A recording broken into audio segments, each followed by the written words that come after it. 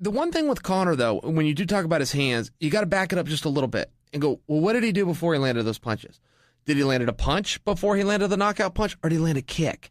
And that's his setup. That's how he checks his range, and that's how he gets in. And he usually lands a kick. He goes deep to the body or outside leg kick to the head. He'll do some spinning stuff. A lot of it doesn't land, but it makes the opponent look. He's a master of kicking you in the gut, whether it's with that straight teep or whether it's a spinning kick or it's a side kick. You can ask Chad Mendes. He really wore him out with those kicks. They're very hard to see. And then the punches come. In boxing, you don't have that opportunity. And I think we can all agree, that favors Floyd. Even the people that are picking Conor, and there's a lot of people, but they are picking him by knockout. They are just saying, look, he's got the power, he's going to find this guy, and he's going to hit him. When I think of myself and put it into Conor's shoes and what he's got to go up against, when I look at the focus group, which is to your point that Conor's knocking everybody out and Floyd hasn't knocked out anybody in a number of years, Floyd hits much harder than Conor. That's a quantifiable thing. Now, we have never quantified it, but there is an actual machine, and you can go punch it. You've probably seen it on these sports science shows. They got something down at the fair that isn't very scientific, but you get my point. We can go hit this thing, and it registers a little bit. Now, that one's more for fun, but they do have them, and they have put them on shows like Sports Science. You can actually test how much velocity is coming in with some of these punches, how much pounds per pressure, I guess is how they do it. Floyd will outpunch strength-wise and power-wise Conor in every single punch. Now, there's only 4 in boxing. You got a jab, you got a cross, you got a hook, and you got an uppercut. Floyd's is harder, and people will go, how can you possibly say that Floyd hits harder than Conor?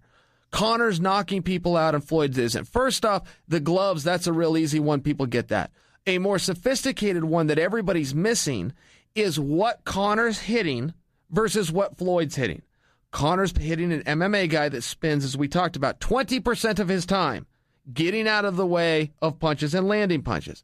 Floyd is throwing punches at a guy that spends 100% of his time at either throwing punches or getting out of the way of punches. Or absorbing punches. Or absorbing, or rolling with, exactly, or countering off of. But that's what Floyd's dealing with. So he's throwing his punches that are harder, and I believe faster. I think that one could also be quantified, but people will have a different opinion on that.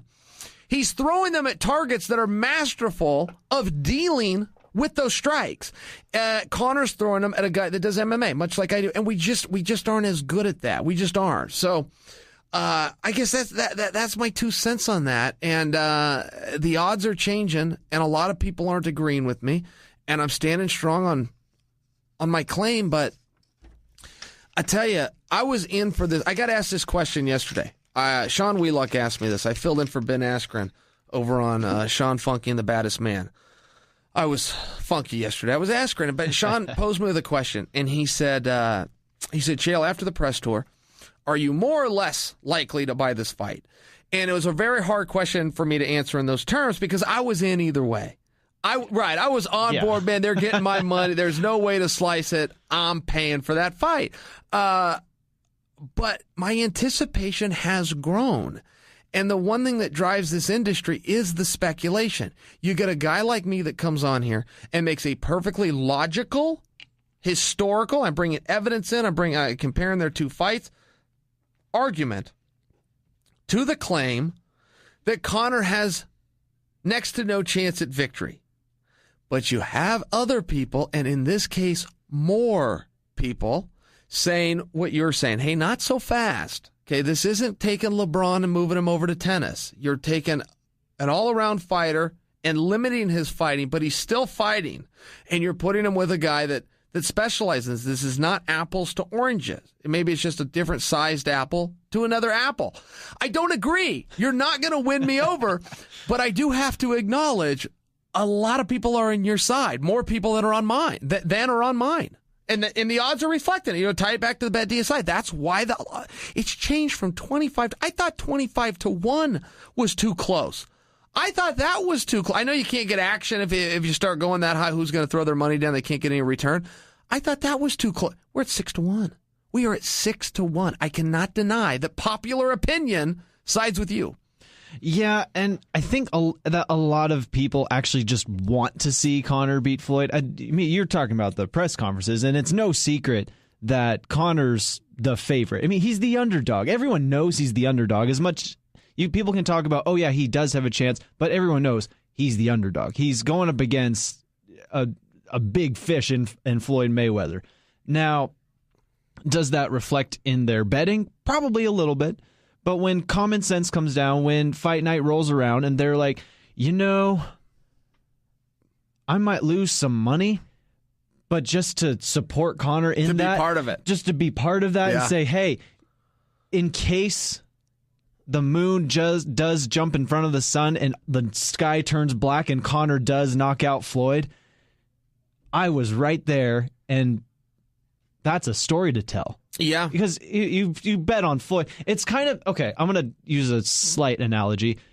A lot of guys, especially teens, will come up to me and I'll catch them like, oh, this is such a this is such a bad example. No, I want to hear it even more. All right. So they'll be like arm wrestling a girl in their class or something. I'm like, dude, why are you doing that? And they're like, because it's fun. I like beating him. And I'm like, okay, hang on. There's a golden rule here. Guys, don't arm wrestle a girl.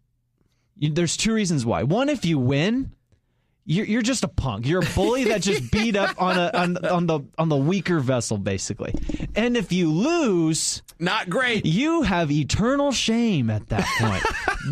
That's not easy to overcome. Eternal shame. Now, at the same time, if they bet on Floyd, it's like, well, come on. Where's the fun in that? No, don't do that. This is for fun.